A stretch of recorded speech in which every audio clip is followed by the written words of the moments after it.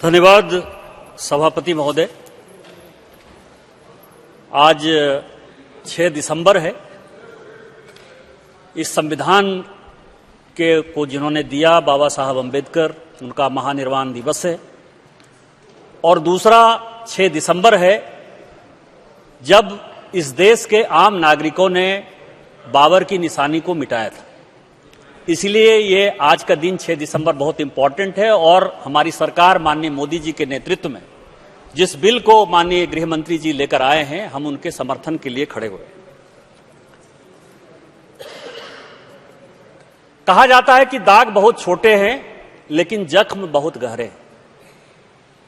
2 छोटे बिल दिखाई दे रहे हैं कि एक ओबीसी को इंक्लूड करना है और दूसरा विस्थापितों को, पता नहीं कश्मीरी पंडित इन लोगों ने कहां से सीख लिया। सर, पूरे बिल को मैंने देखा, उस बिल में साफ लिखा हुआ है कि कश्मीरी पंडित है, सिख है, ईसाई है, मुस्लिम है, जो भी डिस्प्लेस हुए उनके लिए हम ये रिजर्वेशन लेकर आए हैं। 2 यहां के लिए और एक जो पाकिस्तान ऑक्युपाइड कश्मीर।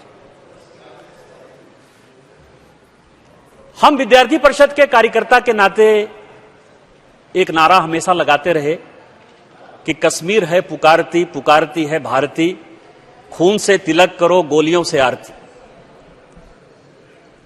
और ये कंसिस्टेंट है सर।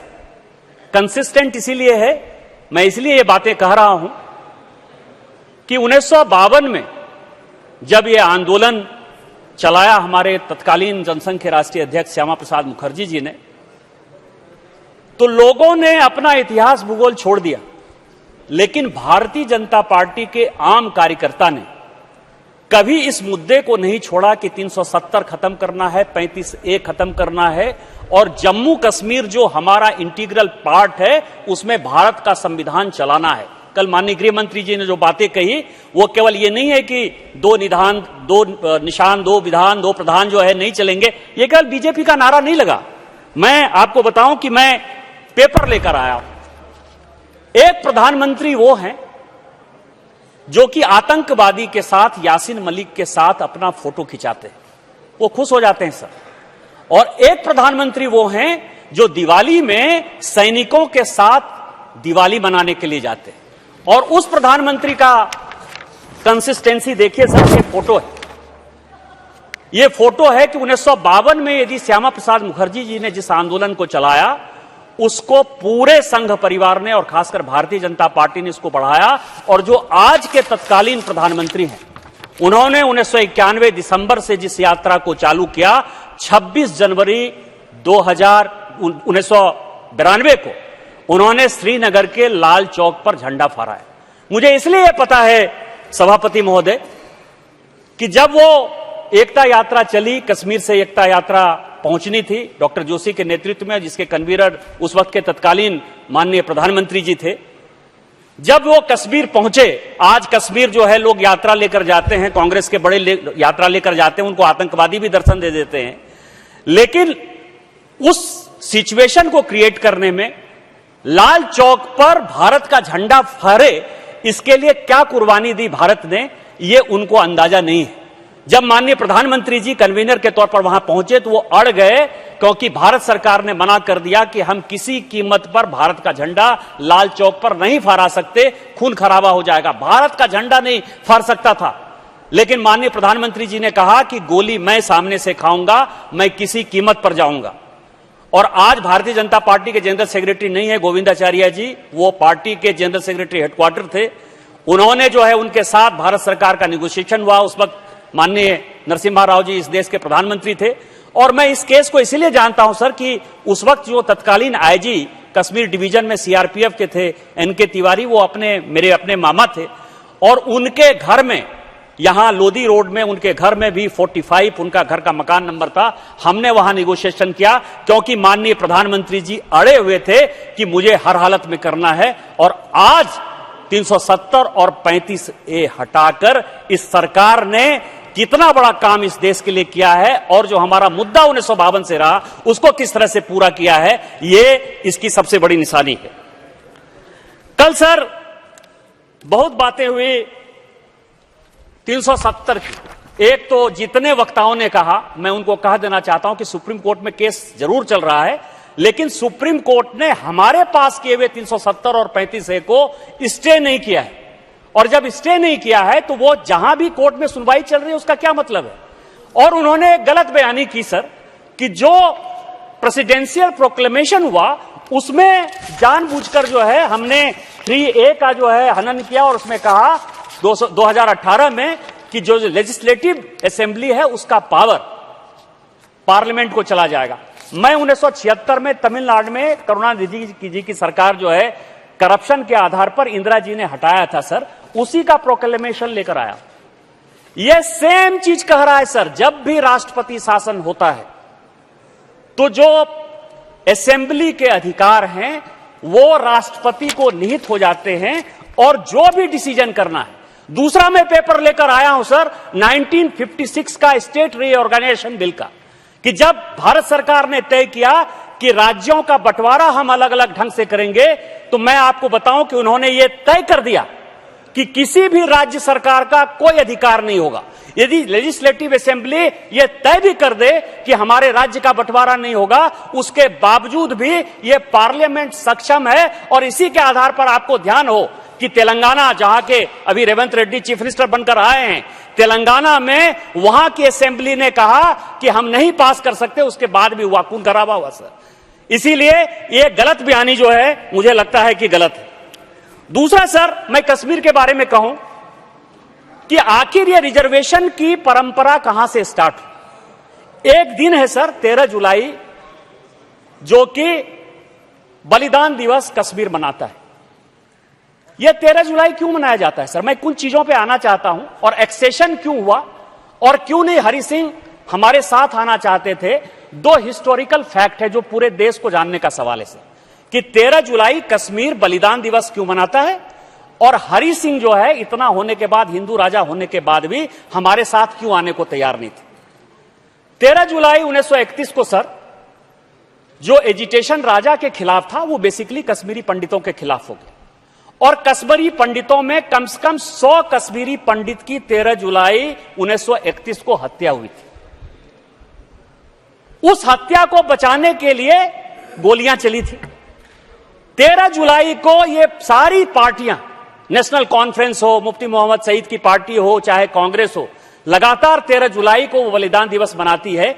कभी एक बार भी कश्मीरी पंडित के बारे में नहीं कहती। ये मुस्लिम कॉन्फ्रेंस हुआ सर और ये नेशनल कॉन्फ्रेंस हो गया। पूरे देश भर में 1942 में भारत छोड़ो आंदोलन चल रहा था, लेकिन कश्मीर ही एक ऐसा जगह था जहां 1946 में राजा हटाओ का नारा चल रहा था। राजा हटाओ के नारे में जिन्ना जो है बहुत ही तेज थे सर। उनको पता था कि कल ये भारत का बंटवारा होने वाला है और इंस्ट्रूमेंट ऑफ एक्सेशन राजा साइन करेगा। नेहरू जो है राजा हटाओ नारे का कहते हैं कि नेहरू का ब्लंडर क्या है, मैं उसके बारे में बताता हूं कि नेहरू का क्या ब्लंडर है। हरि सिंह के खिलाफ जो शेख अब्दुल्ला का आंदोलन था, उस आंदोलन को नेहरू ने सपोर्ट कर दिया और जिन्ना ने जो है राजा का साथ दे दिया।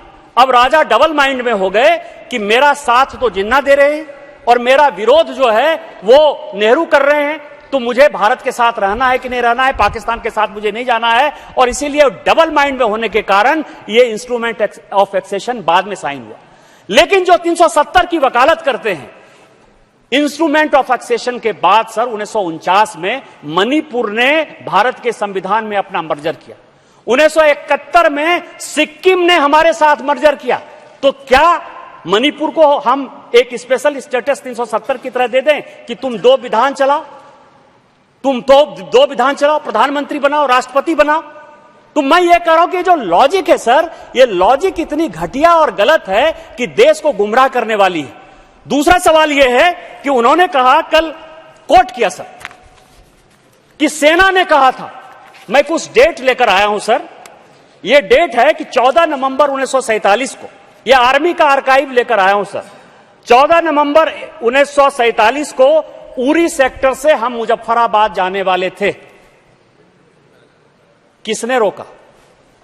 22 मई 1948 को हम मुजफ्फराबाद, तिथवाल को हमने जीत लिया था, हम मुजफ्फराबाद घुसने वाले थे। किसने रोक दिया? हम सर लद्दाख और पूंछ के सेक्टर से दिसंबर 1948 में जाने वाले थे। आर्मी पूरा पाक ऑक्युपाइड कश्मीर को लाना चाहती थी सर, किसने रोक दी? इन्होंने रोक दिया, इन्होंने सीज फायर किया। और दूसरा, मैं पेपर लेकर आया हूं सर कि जो प्लेबेसाइट करने के लिए ये यूएन में गए माउंटबेटन के साथ, ये मैं आपको अगस्त 1947 का पाकिस्तान सरकार का जो प्रेस रिलीज है वो लेकर आया हूं। और ये लिखा है, माउंटबेटन की जो किताब है द ग्रेट डिवाइड, उसमें लिखा है कि जिन्ना प्लेबेसाइट के विरोध में थे, वो यूएन जाने के विरोध में थे। वो ये कह रहे थे कि जनमत संग्रह यदि होगा तो भारत का पूरा आवाम शेख अब्दुल्ला के साथ, भारत के साथ जाएगा, इसलिए किसी कीमत पर प्लेबेसाइट नहीं होना चाहिए। इसके बावजूद भी नेहरू वहां गए और नेहरू ने इस तरह का सिचुएशन पैदा किया कि आज हम तबाह हो रहे हैं।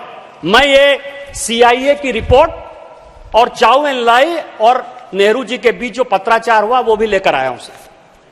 जब एक बार ब्रिटिश सरकार ने यह तय कर दिया कि तिब्बत, भूटान और नेपाल वो बफर स्टेट रहेगा, एक अलग देश बनकर रहेगा, रसिया, ब्रिटेन और भारत सरकार के साथ ये एग्रीमेंट साइन हुआ। और जब चाउ एन लाई बार बार ये कह रहे हैं कि तिब्बत चाइना का इंटीग्रल पार्ट है, तो किस आधार पर आपने तिब्बत को एक देश के रूप में मान्यता दे दी? और आज पूरा का पूरा कश्मीर और पूरा का पूरा देश जो है तबाह है इन चीजों से। हम चाइना से भी लड़ रहे हैं, हम पाकिस्तान से भी लड़ रहे हैं और ये कह रहे हैं कि नेहरू ने कोई ब्लंडर नहीं किया। कई एक चीजें हैं सर मेरे पास, मुझे पता है कि आप समय की कमी है। मैं केवल यह कहूंगा सर, कश्मीरी पंडितों के बारे में बात हो रही, केवल 2-3 मिनट में मैं अपनी बातें समाप्त कर दूंगा सभापति महोदय। ये 1950 में लैंड रिकॉर्ड लेकर आया हूं सर। कश्मीरी पंडित श्रीमाल विद्यावली को 70,000 हेक्टेयर जमीन था, रामदास जी को 20,000 हेक्टेयर जमीन था, तेज राम जी को 5,000 हेक्टेयर जमीन था, किशन सिंह जी को 6,000 हेक्टेयर जमीन था, दीवान धनपत राय को 8,000 हेक्टेयर जमीन था। जो कश्मीर में जिस कश्मीरी पंडित या हिंदुओं के पास पूरा का पूरा जमीन का अधिकार था, आज आपने उसको विस्थापित कर दिया और आप उसके बारे में कह रहे हैं कि आप उनको रिजर्वेशन दे रहे हैं, आप उनको दे रहे हैं। कश्मीरी पंडित माइग्रेट हो गए, उनके बारे में आप सोचने को तैयार नहीं है। आज हमारा एक सैनिक मरता है तो भारत सरकार सर्जिकल स्ट्राइक करती है। वैसे सर्जिकल स्ट्राइक के बारे में पूछते हैं, मैं कांग्रेस से पूछना चाहता हूं सर कि 1965 के वार में यहां हम सभी सांसद, उन्होंने देखा होगा कई एक पथ है, उसमें बलवंत राय मेहता पथ है सर। और मैं सोचने लगा कि बलवंत राय के नाम पर यह पथ क्यों है। बलवंत राय मेहता गुजरात के मुख्यमंत्री थे सर। 1962 में भारत पाक युद्ध में बलवंत राय मेहता के हेलीकॉप्टर को, हवाई जहाज को पाकिस्तान ने उड़ा दिया। और जब कांग्रेस के प्रधानमंत्री ताशकंद समझौता करने के लिए गए तो अपने मुख्यमंत्री की हत्या का भी बदला लेने के लिए इनके पास कोई शब्द नहीं था। यही कांग्रेस पार्टी है, यही कश्मीर की बात कर रहे हैं, जिसको कि अपने मुख्यमंत्री की परवाह नहीं है। बलवंत राय मेहता के नाम पर एक स्टैच्यू नहीं है, बलवंत राय मेहता के बारे में एक स्कॉलरशिप नहीं है। बलवंत राय मेहता को इस देश के इतिहास ने बुला दिया, जो 65 के वार में मुख्यमंत्री रहते हुए मारे गए। और आप कहते हैं कि 370 कैसे खत्म हो गया, 35 कैसे खत्म हो गया। आज रिजर्वेशन की बात होती है, एससी को रिजर्वेशन नहीं, एसटी को रिजर्वेशन नहीं। यह माहौल कैसे पैदा हुआ सर? जब 47 से 53 तक शेख अब्दुल्ला से इनका नहीं पटा तो कांग्रेस ने 3 मुख्यमंत्री बनाया, बख्शी गुलाम मोहम्मद, जीएम सादिक और मीर कासिम। उन्होंने क्या किया सर? 1956 में कश्मीर पहला ऐसा राज्य था जहां 70% केवल मुस्लिम को रिजर्वेशन दिया गया। कहा गया कि केवल मुस्लिम को, चाहे वो एजुकेशनल इंस्टीट्यूशन हो, चाहे वो सरकारी नौकरी हो, क्योंकि 2 संविधान था, भारत का संविधान वहां लागू नहीं था। और जब सब सारे मुस्लिम को आप रिजर्वेशन देंगे तो आप माइग्रेशन की स्थिति पैदा करेंगे कि नहीं करेंगे? 370 और 35 से खत्म होने के बाद भारत का संविधान वहां लागू हुआ कि नहीं हुआ?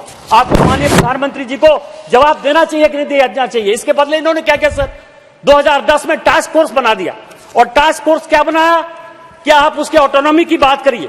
मैं भारतीय जनता पार्टी का स्टेटमेंट लेकर आया हूं, LK आडवाणी, सुषमा स्वराज, अरुण जेटली जी और SS अहलुवालिया।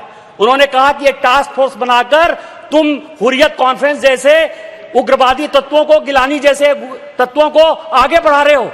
इन्होंने केवल कश्मीर के साथ राजनीति की सर, राजनीति इतनी की कि जिस फारूक अब्दुल्ला के साथ ये आज रहे हैं, फारूक अब्दुल्ला साहब कैसे मदद कर रहे हैं, उनकी पार्टी कहते हैं कि वाशिंग पाउडर में जो है पार्टियां धुल जाती हैं। शेख अब्दुल्ला के मरने के बाद फारूक अब्दुल्ला चीफ मिनिस्टर बने सर, उन्होंने उसके घर को तोड़ दिया, गुल शाह को जो है इन्होंने मुख्यमंत्री बना दिया और पूरे कश्मीर में एनार्की ला दी। मत को जो है इलेक्शन की रिगिंग कर दी 1987 में और उसके बाद 1989 में सारे कश्मीरी पंडितों को भगा दिया। ये कहते हैं कि आप शेड्यूल कास्ट शेड्यूल ट्राइब को क्या करते हैं। हम केवल प्रधानमंत्री राष्ट्रपति का आर्टिफिशियल चेहरा नहीं दिखाते हैं। इनकी जानकारी के लिए आज जो CIC है, जो चीफ इंफॉर्मेशन कमिश्नर है इस देश का, समरिया, वो शेड्यूल कास्ट हैं और जो CAG हैं GC मुर्मू, वो शेड्यूल ट्राइब है। हमने कोई राजनीति के लिए नहीं कहा, हम शेड्यूल कास्ट और शेड्यूल ट्राइब को उसका सम्मान देना चाहते हैं। मैं राष्ट्रपति और प्रधानमंत्री की बात नहीं करता हूं। ये केवल 1 मिनट सर, ये जो झूठी बातें कहते हैं, लंबा लंबा कहने लगे, जातिगत रिजर्वेशन होना चाहिए, हम मुख्यमंत्री बनाते हैं। आज तो भूपेश बघेल जी हट गए, अशोक गहलोत जी हट गए, अब आपके पास जो चीफ मिनिस्टर हैं रेवंत रेड्डी हैं, ये क्या बैकवर्ड है? आपके पास जो चीफ मिनिस्टर हैं वो सुक्खू हैं, वो क्या बैकवर्ड है? आपके नाना ने 1961 में कहा कि किसी कीमत पर जो है OBC का रिजर्वेशन नहीं होना चाहिए। मंडल कमीशन जब लागू हुआ तो इसी हाउस में राजीव गांधी ने उसका विरोध किया और आज जो है, और सीताराम केसरी एकमात्र जो है OBC का इनका अध्यक्ष सीताराम केसरी हुआ सर, जिसका धोती खोलकर इन्होंने बाहर कर दिया। इसीलिए ये बैकवर्ड की बात गलत है, रिजर्वेशन की बात गलत है। जो भी ये बिल लेकर आई है, हम माननीय प्रधानमंत्री जी के नेतृत्व में इस बिल का समर्थन करते हैं और सदन से आग्रह करते हैं कि इसको निर्विरोध पास किया जाए।